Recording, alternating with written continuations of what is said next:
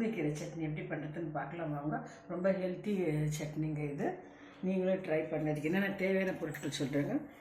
தேங்காய், சின்ன வெங்காயம், பாதி தக்காளிங்க, 2 பச்சை மிளகாய், பூண்டு, ஒரு துண்டு இஞ்சி, கடலைப்பருப்புங்க, காஞ்ச மிளகாய், புளி, கொத்தமல்லி, உப்பு, கீரைங்க, எண்ணெய். இவ்வளோ தாங்க இதுக்கு தேவையான பொருட்கள். ஸ்டவ் பற்ற வச்சுருக்குறாங்க. எண்ணெய் போட்டு கீரை இதெல்லாம் வதக்கிடலாங்க. அவங்க இதெல்லாம் போட்டு வறுத்துடலாங்க. இதெல்லாம் வறுத்துவாங்க. மொத்தமாக வறுத்துக்குங்க. தேங்காய் கூட வறுத்துங்க. கீரை போட்டு வதக்கிடலாங்க. கீரை வதங்கிடுச்சுங்க. இப்போ சட்னி அரைச்சிக்கலாம். கிரைண்ட் பண்ணிவிட்டு ஆன் பண்ணிக்கலாங்க. சட்னி ரெடி ஆகிடுச்சு ஃப்ரெண்ட்ஸ். முருங்கைக்கீரை சட்னி பாருங்கள். முருங்கைக்கீரை சட்னி ரெடி ஆகிடுச்சு ஃப்ரெண்ட்ஸ். இது வந்து ரொம்ப ஹெல்த்தி சட்னிங்க. இது நிறைய பெனிஃபிட்ஸ் இருக்குதுங்க. நீங்களே வீட்டில் ட்ரை பண்ணுங்க. இட்லிக்கு, தோசைக்கு, சப்பாத்திக்கு, ரைஸ்க்கு எல்லாம் ரொம்ப சூப்பராக இருக்கும். இது ட்ரை பண்ணுங்கள் ஃப்ரெண்ட்ஸ்.